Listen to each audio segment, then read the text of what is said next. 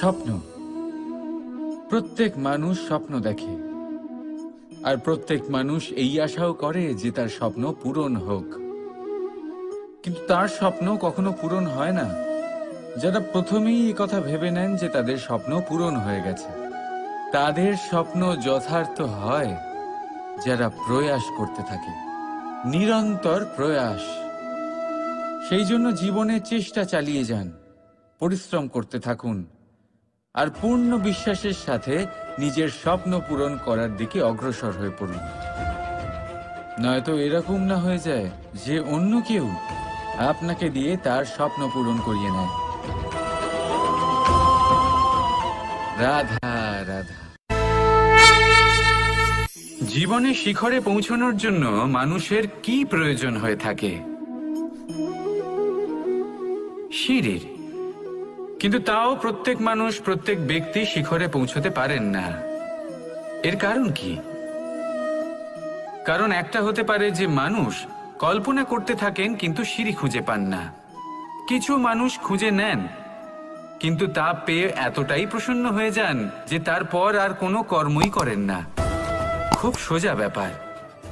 অনেক মানুষ সিঁড়ি খুঁজে পান না, আর যদি পেয়েও যান তাও যতক্ষণ না তাতে চড়ছেন সেই শিখরে পৌঁছবেন কি করে?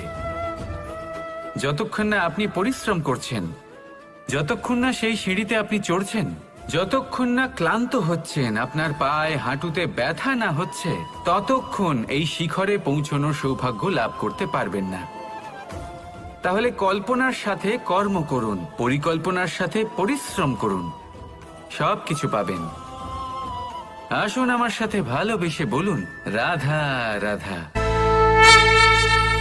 বৃষ্টির ফোঁটা কত ছোট, কিন্তু সাগর কত বড়।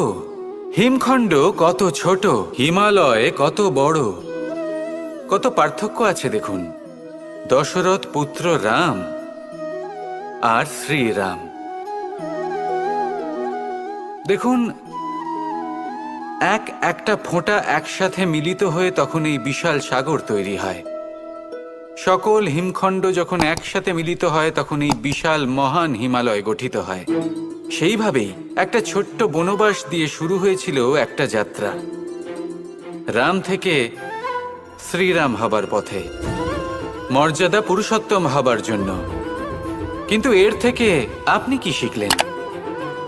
বিন্দু আসলে মহান নয়, মহান হলো সাগর। হিমখণ্ড মহান নয়, মহান হলো হিমালয়। অর্থাৎ কোনো মহান কাজ করার জন্য বা মহান হবার জন্য আপনাকে আরম্ভ করতে হবে ছোট থেকে। একটা অত্যন্ত সরল কিন্তু একটা গুরুত্বপূর্ণ কথা আমি আপনাকে বলতে চাই। দেখুন, আরম্ভ করার জন্য প্রথমেই আপনার মহান হবার কোনো প্রয়োজন নেই। কিন্তু হ্যাঁ, মহান হবার জন্য প্রথমে আরম্ভ করা অত্যন্ত প্রয়োজনীয়। আপনি যদি শুরুই না করেন তাহলে কখনো মহান হতেই পারবেন না।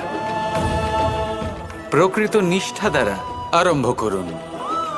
আপনার পদক্ষেপ, আপনার কর্ম যতই ক্ষুদ্র হোক না কেন, তা করতে থাকুন, নিরন্তর চেষ্টা করতে থাকুন। তারপর দেখবেন এই যে মহানুভবতা নিজে পথ চলে আপনার কাছে আসবে। তাই আপনি এটাই করুন আর আমার সাথে ভালোবেসে বলুন রাধা রাধা।